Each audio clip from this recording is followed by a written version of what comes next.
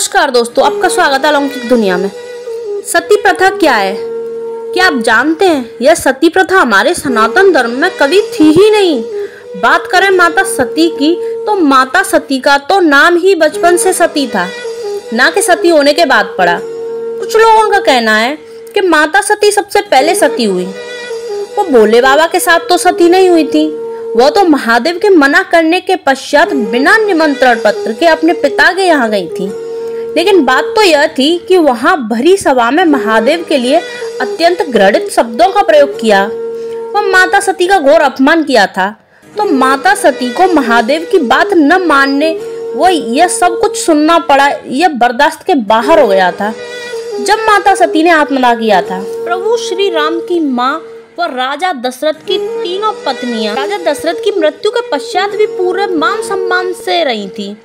वो भी सती नहीं हुई। सती का मतलब होता है पतिव्रता, पवित्र स्त्री, ना कि पति की मौत के बाद आत्मदाह करने वाली। भारतीय इतिहास की बात करें तो गुप्त काल में 510 ईस्वी के आसपास इस कुप्रथा के प्रभाव को देखने को मिलता था। राजा भानु प्रताप के राजघराने की गोपराज की युद्ध में मौत हो जाने के बाद उनकी पत्नी ने अपने प्राण दान किए थे। भारत में जब इस्लामिक राजा या मुगलों के द्वारा सिंध, पंजाब या राजपूतों पर आक्रमण किया, तो अपने पति सैनिकों के मारे जाने के बाद अपने आप को अपहरण या अपवित्र होने से बचाने के लिए आत्मदाह कर लेती थी। इसके पश्चात फिर राजाओं के मरने के बाद अपनी आबरू बचाने के लिए रानियों ने जौहर करना शुरू कर दिया, तो लोगों ने इसे गर्व की बात समझकर एक रिवाज का नाम दे दिया।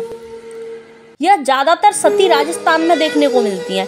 कुछ समय बाद कुछ क्षेत्रों में लोगों ने मृत पति की जायदाद व कब्जा करने के लिए उनकी पत्नियों को जबरदस्ती सती होने का जोर दिया।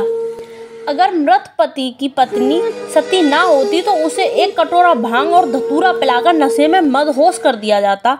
वह शमशान को जाती तो उसे स्वयं होश नहीं रहता कि वह हंस रही है या रो रही है।